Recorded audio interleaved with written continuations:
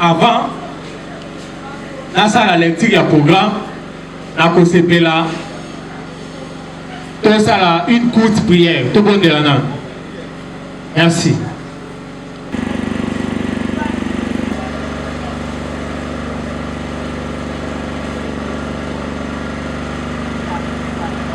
Merci pour cette inscription dans le cadre de 6 ans. Tout ça, awa soutenir tout le monde pour na cannabis et que toujours les bosses. Moi, mon centre cannabis et ben il y a cérémonie au na souka na Congo na Yesu tout le monde. Amen. Ok, merci. Exprimons-nous. Mouvement citoyen. ASBEL, ONG, DH. Voilà. Manifestation du premier anniversaire du mouvement citoyen. Exprimons-nous. Adresse 44 rue Rifiji, quartier Salomo, Kinshasa, Kitambo. Date samedi 9 août 2025. Déroulement des activités, chronogramme. Programme de 16h à 17h15 minutes. Arrivée des protocoles, mise en place des membres de la coordination du mouvement, arrivée des participants, arrivée des intervenants et des amis de la presse qui sont déjà là, prise de parole du modérateur que je suis, prière d'ouverture, hymne national, début de la manifestation. Mot de circonstance de monsieur le porte-parole du mouvement, exprimons-nous, Maître Yasmik Loukoussa. Discours de monsieur le secrétaire exécutif du mouvement, monsieur Chansa Kokila. Reprise du parole du modérateur et présentation du coordonnateur principal de Alerte RDC, M. Jeff Pambi, qui est encore à Zanzela. Voilà. Prise de parole du coordonnateur principal Alerte Pambi RDC sous les thèmes l'importance de la conscience citoyenne et de la cohésion nationale pour une paix durable en RDC. Reprise des paroles du modérateur et présentation du doctorat en sciences politiques, M. Serge Abilinda. Prise des paroles du doctorant Serge Abilinda avec comme sous-thème force et faiblesse des différents accords de paix, notamment celui de Washington et de Doha pour une paix, une vraie paix en RDC. Prise de parole du coordonnateur du mouvement citoyen, exprimons-nous, M. Tagui Magwambasa, pour remercier l'assistance et le mot d'ouverture. Prise de photos souvenirs en famille, interview et clôture de la manifestation. Merci. Le coordonnateur et mouvement, exprimons-nous, M. Tagui Magwambasa Okoiti à Kota, comme ça, bon mon aïe, Yewana. M. Tagui Magwambasa. Ah. Ok. Yewana. Donc, il y a tous les travailleurs naïe, il y a dans le cola, coordonnateur nabiso ya mouvement, exprimons-nous. Les activités comme on a mot, conscience citoyenne. Conscience citoyenne, il y a des thèmes nabiso. Pourquoi tu parles de la conscience? Conscience est un nini. Conscience est un lit. On va le barabo moto. Tout le monde a un mot à bisou. Angola.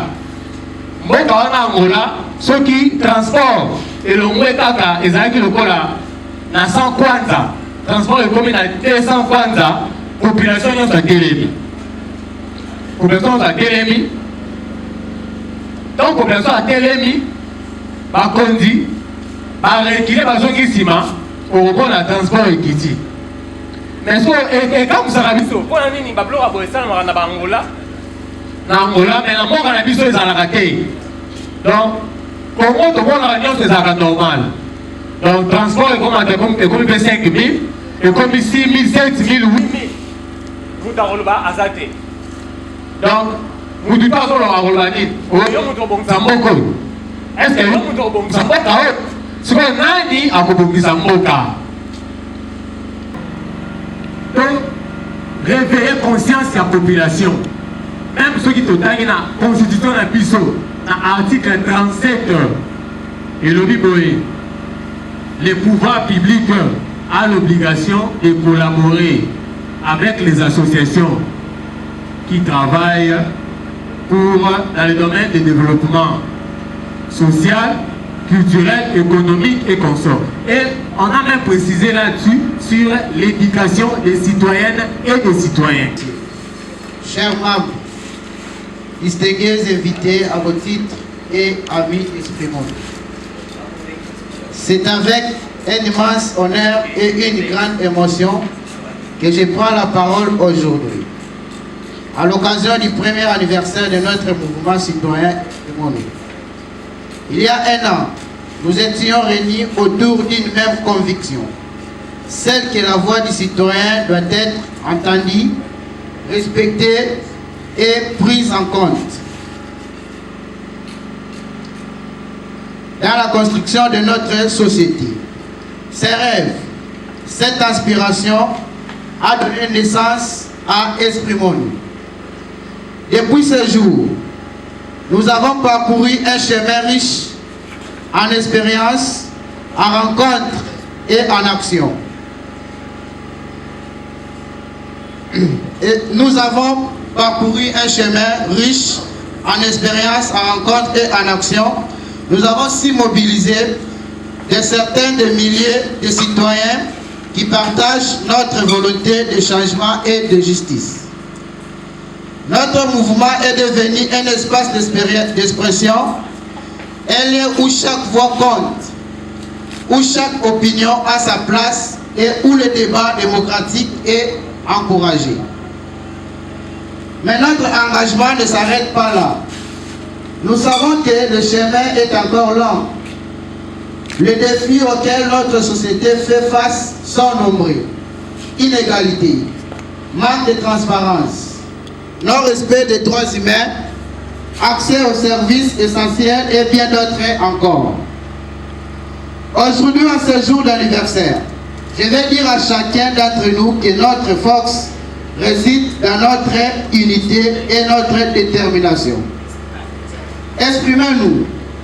Et plus qu'un mouvement, c'est une famille, une communauté engagée pour le progrès et la dignité. Je remercie sincèrement tous les membres, bénévoles, partenaires et sympathisants qui ont cru à notre vision et qui ont travaillé sans relâche pour faire avancer notre cause. Continuons à travailler main dans la main, à inspirer et à mobiliser, à faire attendre notre voix partout où cela est nécessaire.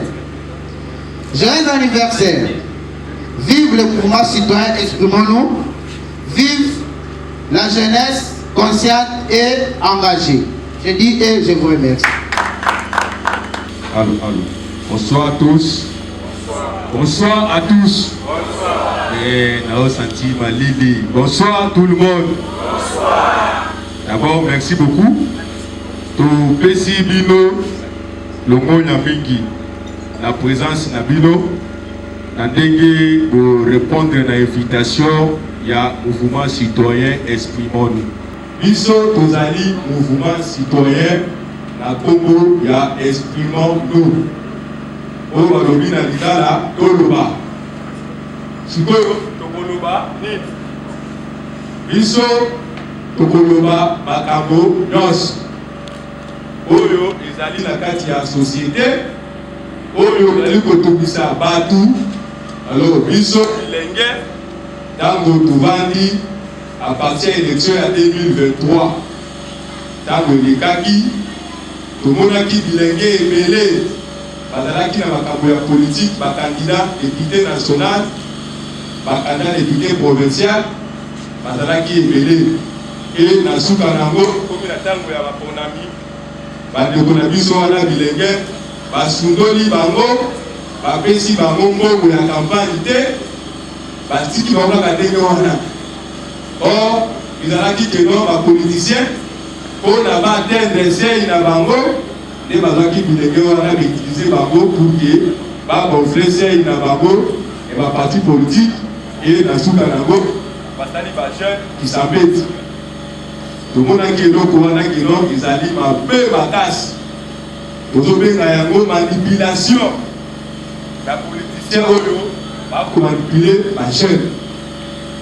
Ya mibale ke kotala ngai oyo na bandi makambo ya lit ya citoyenneté lelo te bandakala na bandi epa yango na mboka syndicat tokolo na structure le Congolais debout tokundi ebele na bango et tozapena baninga na biso awa baactiviste bazali awa tokopresente bango na nsima nano tomoni ke lit oyo tokundaka ezalaka toujours na nzela kotambola bamarche par-ci par-là.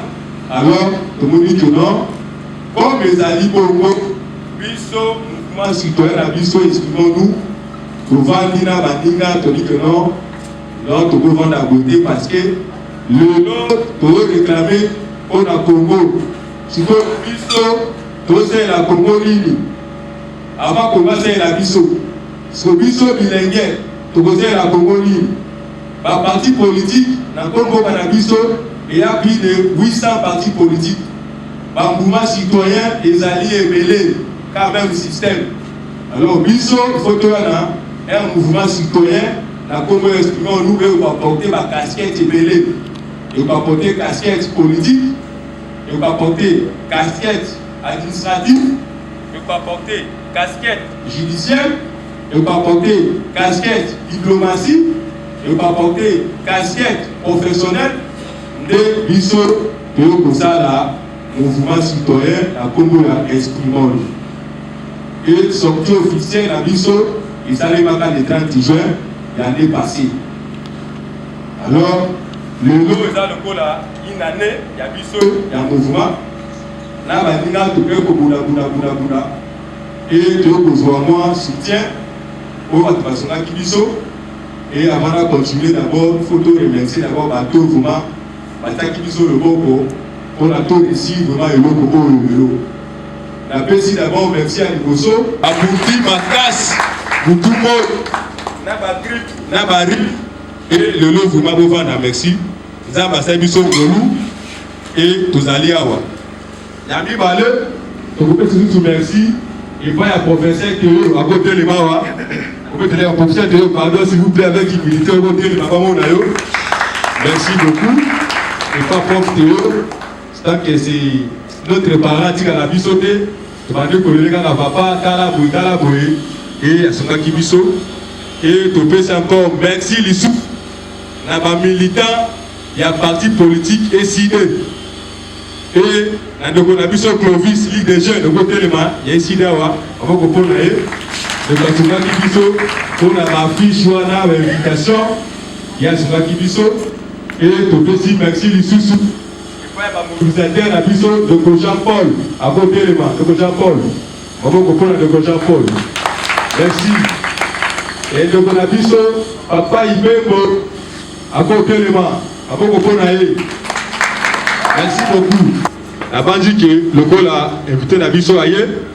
Donc on peut essayer de maintenant continuer toujours ma candidature d'abisso. Nous tous les mouvements citoyens, exprimons-nous. Tolobi boy, biti na biso ya liboso. Izake mutu nyonso tu azali awa azala na métier ya kusala. Toboni ke kosenga député, tozolia te honorable te. Biso toye pona makamba honorable te. Biso toye pona tu initier ba formation professionnelle. Donc former ba tout na menuiserie, donc former ba tout. Na auto-école, tu as formé tout dans le domaine épelé pour permettre que non, ceux qui moutouillent la minute haute, asile si formation naie, azala autonome, makambo ya bisenga senga ezalate, biti na biso de yangoana. Alors, tu as fait la formatrice, la chef de centre, tu as porté à Bango, au centre de formation. Donc dans la posa, il y a Moutouignon, il faut s'adhérer au mouvement Nabiso, Yende, pour la formation, il y a Lingui, pour la menuiserie, pour la champatier, pour la haute école, Nyon Sowana, biso tozali awa pona kosunga bino pona na ba formation wana. Mutu na mutani ngala mwa mukezi kazali. Awa biso mokonzi azalaka te veste ezalaka te ata na tie mwa poso oyo elekaka nango. Ale biso nyonso maboko mpona mboka na biso. Biso nyonso maboko mpona exprimonu. Eke toza na esengo kozala lelo. Toza na esengo kozala lelo. Toza na esengo mingi ya kozala na bino. To na kozala lisusu awa kati na biso lelo. Je crois qu'il y a un an de cela, l'invitation na bino, tango bozalaki kosa la sortie officielle na bino, na yaka, pona kokaki kozanga te. Nakokaki kozanga te, lokola pe lelo, ata nazalaki na biloko mosusu na kosala, kasi na desidaki te nakoya lisusu. Parce que jeunesse na biso, ça me tient beaucoup à cœur. Malobani na lingala. Et nazana yango mingi na motema na biso. Na ngai. Po epai na biso na alerte RDC Tolobaka. La jeunesse, c'est la sève de la nation. Sève ezali nini? Mayo oyo eliaka bilei ya nzete. Po ke nzete ezala. Ekola pe pesa nguma esengeli elia malamu. Et biloko bilei ya nzete ezali sève. Donc sève ne pesaka makasi po nzete ezala. Yango jeunesse po na biso ezali sève ya nation ya mboka na biso. Soki jeunesse te mboka pe toza na yango te. Soki jeunesse na biso sève wana ekomi empoisonné, nzete ekosala nini? Ekokufa. Et jeunesse na biso pe soki ezo jouer rôle na yango te, mboka na biso osala nini? Ekokufa. Bomonaka awa lelo bapoliticien nyonso soki bokena baparti politique bazo utilize nani? Jeunesse. Soki bokena mangomba na biso ya église bazo utilize nani? Jeunesse. Soki bokei lelo oyo na baye bazwi manduki contre mboka na bango moko bazo utiliser nani? Jeunesse. Partout na mboka na biso na nyonso ezoleka na mboka na biso bazo salela kaka jeunesse. Mais en revanche jeunesse na biso penza ezozwa nini na kati? Eloko te. Parce que bazo utiliser bino lokola marche-pied, lokola outil pona bango na ba famille na bango na bana na bango na bandeko na bango basala kaka mboka dans l'entretemps ezokufa. Et bino botikala kaka na basi na maleleki na lobaka na bino likambo moko na basi que oyo tata mokonzi ya biso ya liboso ya mboka Kasavubu alobaka soki botelemi mpo na bino moko te mutu moko akotelema mpo na bino azali te. Ntango bitele ezofongwama bana bazokende classe bokende botanga parce que monde ya lelo ekomi monde moko ya compétition. C'est un monde compétitif. Otangi te ozana esika te. Okozala ndenge nini okobundela mboka na yo ndenge nini na échelle ya bamboka mosusu. Otelemi te mpo otarole na armée na yo to na baservice na bino ya mboka na bino mosusu police na nini bozozela nani aya kosenrole conscience. On vous dit une chose, il y a la politique. Pour politique, et vous taka.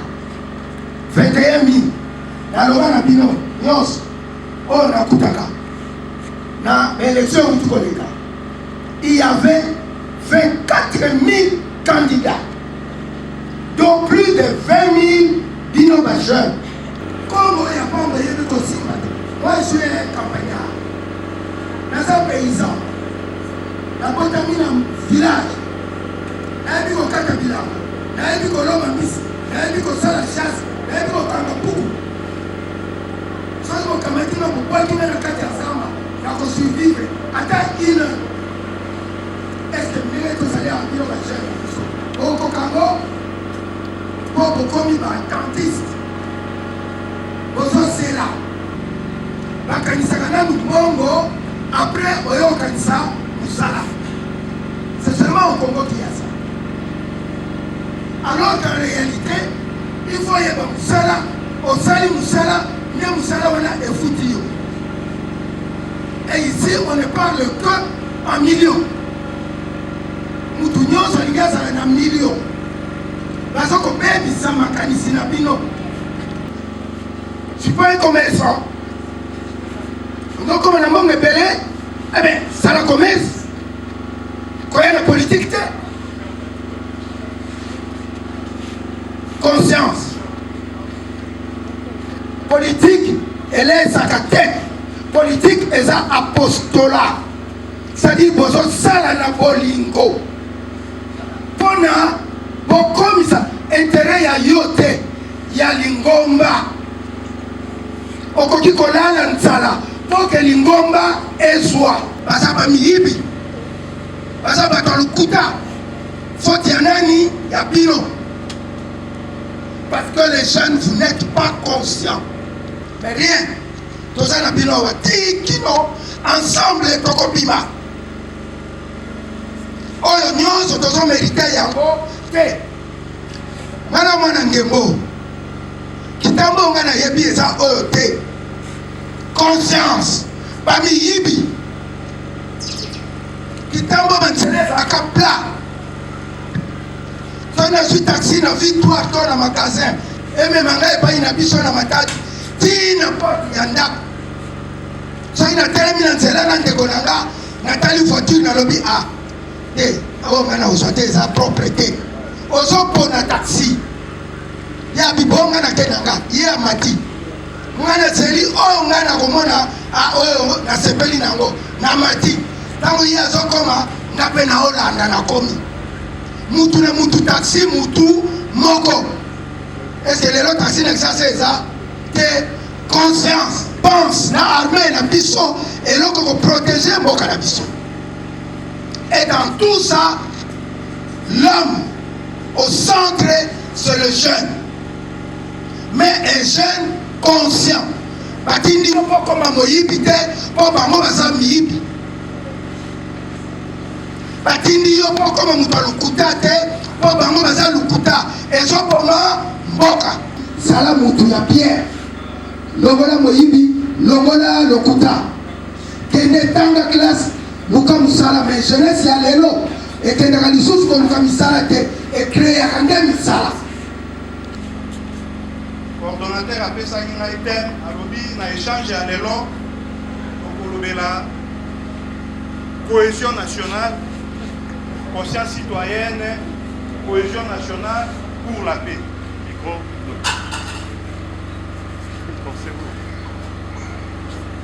Voilà.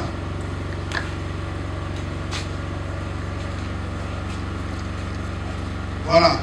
Ndé na lobaki thème au bapesi biso ezali conscience citoyenne pour la paix et la cohésion nationale. Yango eza mutu ya likambo oyo esengi ke ngai na bino lelo tomeka kosolola to partager pour permettre biso que moko na biso aye ba rôle ni esengi na ye a jouer na kati ya société. Alors mama ya likambo thème wana bapesi biso eza na ba trois mots importants. Mo ya liboso eza conscience citoyenne. Esengi ngai na bino oyo toza bato ba conscience citoyenne eza nini elingi koloba nini. Ya mibale ezali oyo babengi na lopoto la paix. Kimia eloko nini na kati ya société, na kati ya mboka, na kati ya état, kimia eza nini. Et puis ya suka balobi cohésion nationale. Kofanda lisanga, kobikela lisanga bomoko na kati na mboka. Voilà. L'élément wana misato nde ezosala essentiel ya sujet na biso ya mokolo ya lelo. Alors mpona koumela te koganye temps, conscience citoyenne eza nini? Biso nyonso nde toza bacitoyen ya ekolo Congo démocratique. Alors conscience citoyenne eza conscience oyo moko na biso nde tofandi awa esengi azala nango ayeba badevoir na ye eza nini na kati na mboka epuis baobligation eza nini. Oyeba eloko nini esengi na yo kosala na kati na mboka, ça c'est un. Epuis eloko ya mibale oyeba badroit na yo eza nini. Ozotambola na nzela phénomène ya bato batambola na mituka pa amoni roulage akimi, ata bandeko ya biso bakumba ya moto amoni roulage akimi. Il faut oyeba droit na yo ntango nini roulage akoyaka na yo, ntango nini bakoki batinda bato bapolisier na ndako baya kokanga yo, badroit na yo eza nini. Citoyen nyonso il faut oyeba badroit na ye. Ntango koyeba badroit na yo, alors oza mpe na obligation ya koyeba nini esengi oyo osala mpona mboka na yo, badevoir na yo, baobligation na yo face ya mboka na yo. Yango nde oyo tobengi conscience citoyenne. Donc na bokuse tokolobaki conscience citoyenne eza citoyen ayeba badroit na ye eza nini na kati ya mboka, epuis baobligation na ye, badevoir na ye eza nini na kati ya mboka, role na ye oyo esengi ajouer na kati ya mboka, esika osalaka, esika otangaka, esika otambolaka, responsabilité nyonso bakopesa yo na kati ya mboka, comment est-ce que okoki kojouer yango. Kofanda esika moko, kobikela esika moko. Kobikela esika moko elingi olobake biso bato ya mouvement citoyen exprimons-nous oyo toza na kati ya mboka Congo, tondima peke ba mouvement citoyen mosusu evre na kati ya mboka Congo. Parti politique oyo ezo evre na kati ya mboka Congo na kopesa ndakisa IDPS, ifo ndima peke PPRD eza na kati ya Congo, MLC eza na kati ya Congo, SID eza na kati ya Congo, yango nde babengi cohésion nationale. Cohésion nationale elingi koloba nini? Kondima culture ya bato mosusu, kovivre na culture ya bato mosusu. Muluba na kati ya Congo andima ke Ngala akoki pe vivre na kati ya Congo, Muswahili Congo peza ya ye, Mukongo Congo peza ya ye, yango nde babengi yango cohésion nationale. Biso awa na kati ya mouvement citoyen exprimons-nous tosimba eloko moko. Accord oyo bakei kosigné na États-Unis mpe oyo bazozela na Doha, apport nango eza nini na kati ya mboka.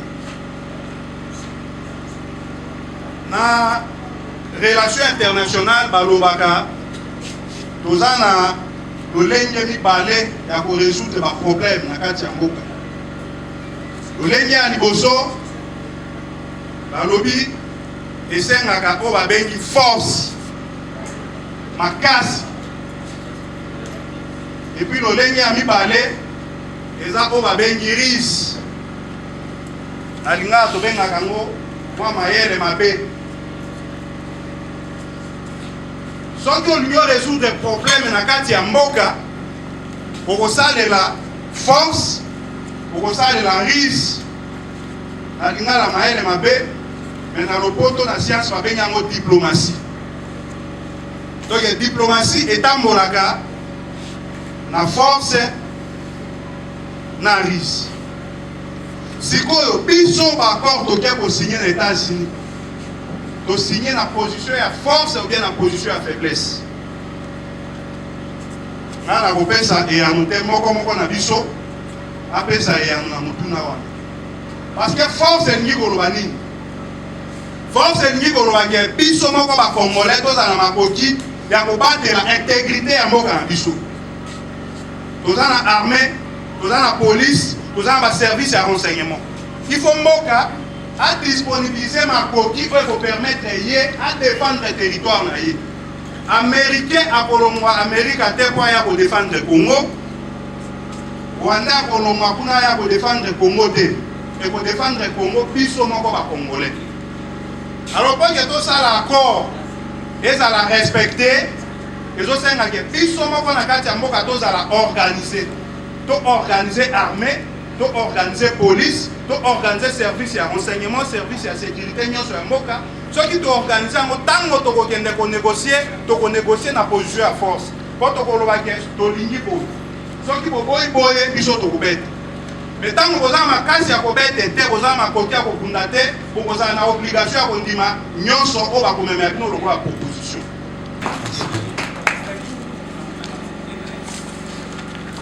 Bonsoir, maman. Bonsoir. Bonsoir. Merci. Ngai maman Floxine Bonkutimbo. Babengaka ngai mingi na kombo ya litango président Jeff Pambi auti koloba conscience. C'est-à-dire biso tozali parmi ba femmes oyo bazwa conscience depuis longtemps. Depuis longtemps oyo tozwa conscience. C'est-à-dire tango balobi tolobela rôle ya mama na kati ya société na kati ya mboka na biso ba mama baza ebele awa olienga na loba mingi na kosenga na deux mama oyo bakoki ko pesa ngai réponse ya rôle na bango parce que société ezali famille ezali quartier ezali avenir ezali mboka donc société ezali ensemble tolobela ne tomilobela ne biso moko ba mama na kati ya ba famille na biso rôle na biso ezalaka nini avant na continuer na oyo nakoki koloba na ntango moke oyo bapesi ngai na kosenga na mama moko na jeune fille moko oyo azali awa koki kozwa courage ya korépondre ka rôle na ye moko ndenge aza wana rôle na ye eza nini na kati ya mokili ya mboka na biso Kongo oyebi yango te rôle na yo mama na kati ya ndako eza kolia kolala kosomba kabelo kotia basime. Je suis maman.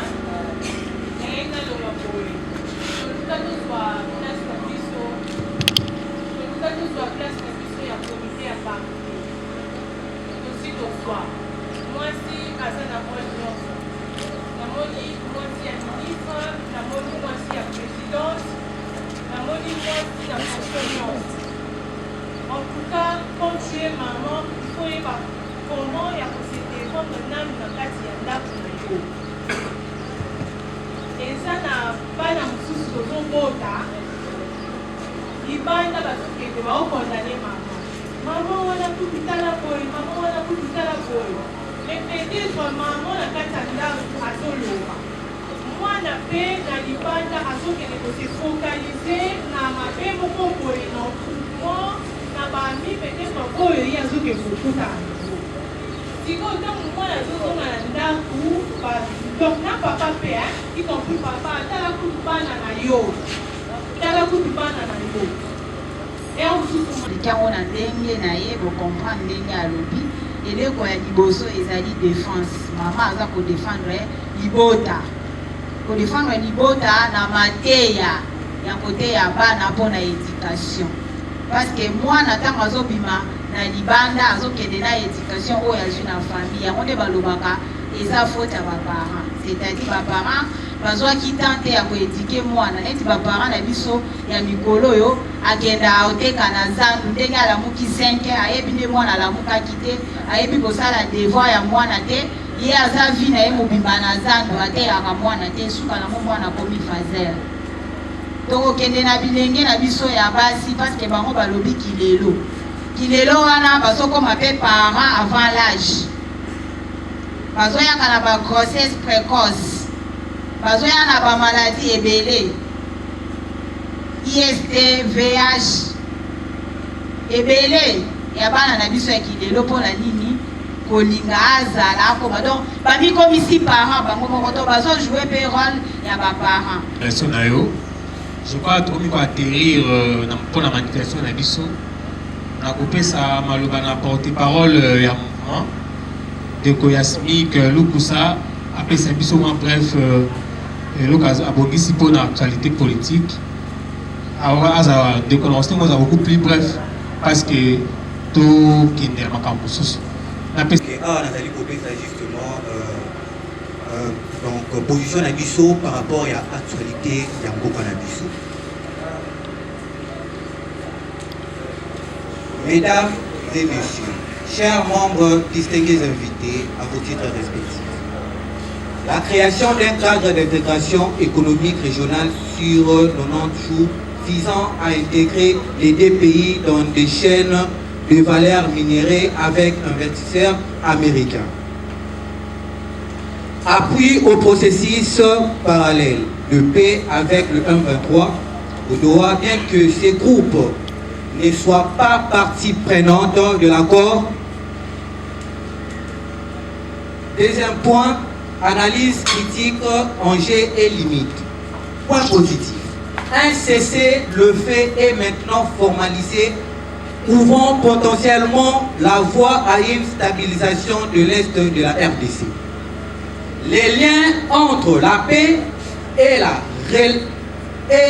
relance économique via un cadre d'investissement pourraient favoriser la reconstruction et atténuer les tensions. Critique majeure.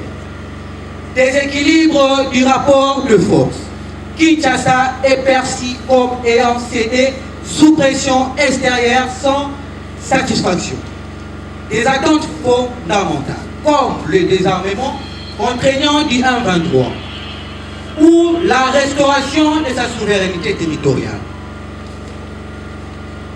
Les 1-23 absents de l'accord, le groupe rebelle, soutenu selon plusieurs rapports par Kigali, n'était pas partie prenante, ce qui fragilise l'application sur le terrain.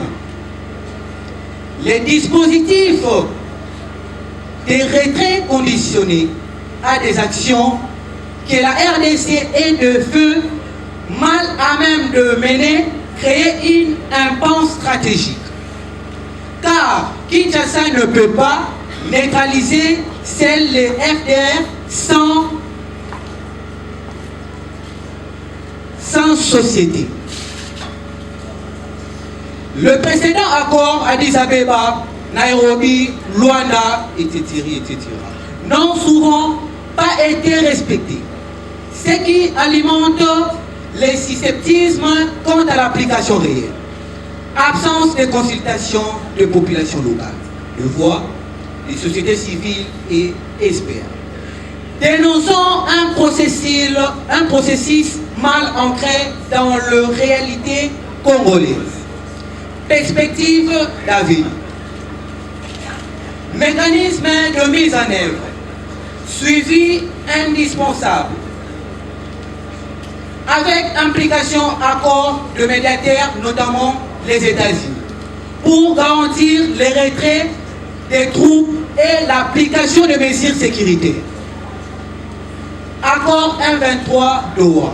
Les succès de l'ensemble du processus dépend de la conclusion d'un accord crédible avec le 1-23 via les négociations de Doha. Intégration économique. Si bien encadrée, elle pourrait générer la croissance, emploi, inclusion, mais elle ne doit pas primer sur la justice sociale et la paix durable. Les institutions régionales, Union africaine, SADC, pourraient dans le futur jouer un rôle plus affirmé pour dépendre de puissances externes. Merci beaucoup.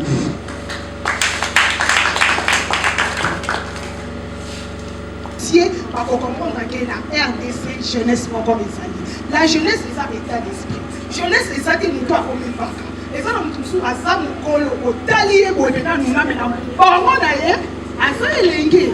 Tu peux voir même un petit enfant pas un adolescent, mais sa manière de réfléchir au talier au tourni à son âge pour dire que pour être jeune et c'est qu'il n'a surtout son cas juste une décision. Il y a non stop à la violence faite surtout à la femme.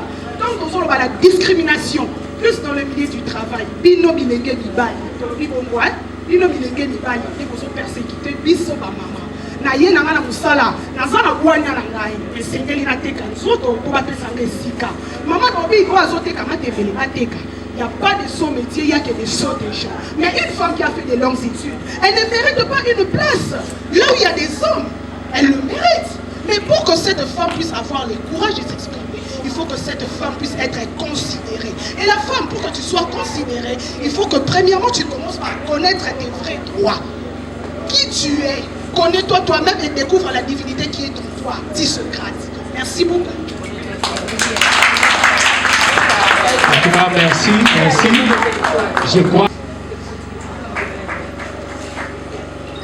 Merci beaucoup. To Pesibino Atondi. Nandenge bo dispone ta nabino et nako ya na activité na biso. To komi na suka mais tozali na ba fiche d'adhésion. Tozana na posa tout nyonso s'adhérer na kati ya mouvement parce que kozala comme membre sympathisant et kozala malamu te, il faut kozala membre effectif ya mouvement na biso.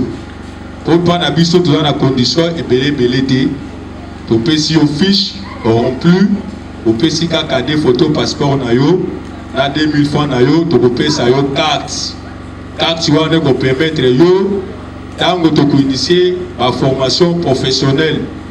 Na bato fo ba yekola ndenge bakumbaka mituka ba formation ebele nde toko se recourir na bato bazali ba membre na biso pour que mutu nyonso esika azali ayekola métier azala iti na société. C'est ça biti na biso nde yango wana. Alors toko pesa ba protocole en attendant protocole. Mama Sandra mutu alingi a s'adhérer au PCA fiche a rempli kombo na ye et ata na sima aboya kotika photo passeport ba numéro za wana soko za na mwa likambo tudi. Alors siège na biso ezali na avenue Lusambo numéro 16 de place to sanganaka. Alors to komi na suka tozwa photo ya famille, après pour ba photo ya famille ba président na invité na biso ba sala interview na ngai et puis après to libérer bango ba membre nyonso bokotikala awa pour na ba disposition ndenge tokanaki na bino. Père éternel, Dieu merci. Oyo kambi biso na milu na pokalelo eza hasard keselo oyo ezalaki kokante ekomi na réaction zambe toseli présence na yo ebimonisa na kati na vision oyo station à la prochaine tokozala subisaka lokumu tozonga epai na yo donc ebisi oyo nyonso eza ya yo te eza mosika na kombo na yesu amen. Beaucoup de joie de voir que le mouvement Exprimons-nous a tenu sa promesse d'exister et avoir tout ce monde venir ici, contrairement à ce que nous avons l'habitude de voir où il faut beaucoup d'exercices d'ordre divers pour réunir les personnes, mais ici on a une jeunesse consciente, mais pas seulement la jeunesse, mais vous avez vu des papas, des mamans qui sont venus répondre à l'appel de leurs enfants, de leurs jeunes qui sont rassemblés au sein du mouvement citoyen Exprimons-nous. Et nous alors, nous ne pouvions que exprimer aussi notre attachement à la jeunesse de notre pays, dans la mesure où, comme nous avons l'habitude de le dire, la jeunesse est la sève de la nation. Si cette sève est toxique, la nation est morte.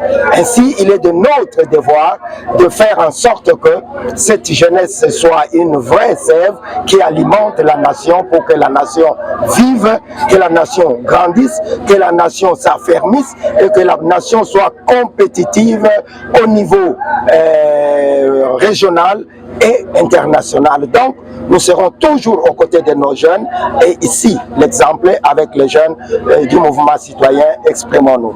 Oui, notre intervention était axée sur la prise de conscience ou l'éveil de conscience du citoyen. Et quand on voit le citoyen ici, nous avons axé, comme je le disais, notre intervention sur le jeune.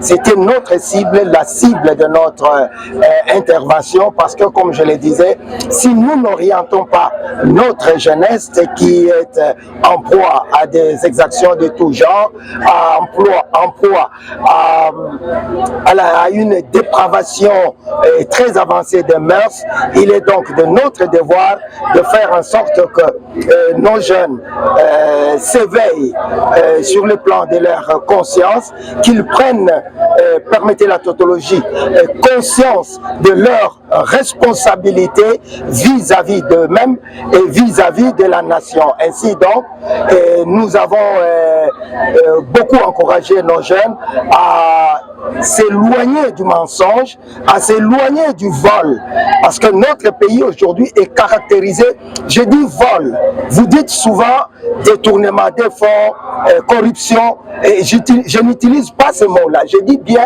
le vol, parce que quand vous utilisez l'argent qui ne vous revient pas, l'argent qui est destiné à l'éducation de nos enfants, l'argent qui est destiné à la santé de nos citoyens, l'argent qui est destiné à la défense de notre territoire national, vous êtes pire que tous ceux qui sont, ou du moins, il n'y a pas de différence entre vous et ceux qui sont en train de massacrer nos populations, et nous n'aurons aucune excuse dans nos paroles envers vous, et nous n'aurons aucune considération vis-à-vis de vous. Et nos jeunes doivent s'éloigner de ces gens corrompus, ces gens que nous appelons des voleurs, et d'apprendre la voie de la vérité et de la responsabilité vis-à-vis de leur propre société.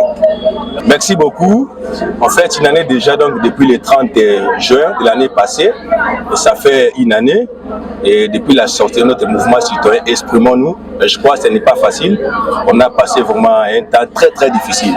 Mais comme notre ambition, c'est d'exister, c'est d'apporter quelque chose. Donc la mission du mouvement citoyen Exprimons-nous, c'est d'abord rendre les Congolais et les Congos d'abord utiles. C'est-à-dire ici au Congo, lorsqu'il y a des personnes ou des gens qui s'expriment en français sont utiles. Mais lorsque les lingalophones parlent en lingala, ils deviennent comme inutiles. Alors nous, en tant que mouvement citoyen, Exprimons-nous, nous avons l'ambition de donner l'espoir à toutes ces personnes-là qui sont marginalisées, et en initiant des formations professionnelles et en initiant aussi des conférences sur la citoyenneté, afin que chaque Congolais sache que non, il est important dans la société. On a fait un parcours, mais c'est difficile. Je crois en collaboration avec M.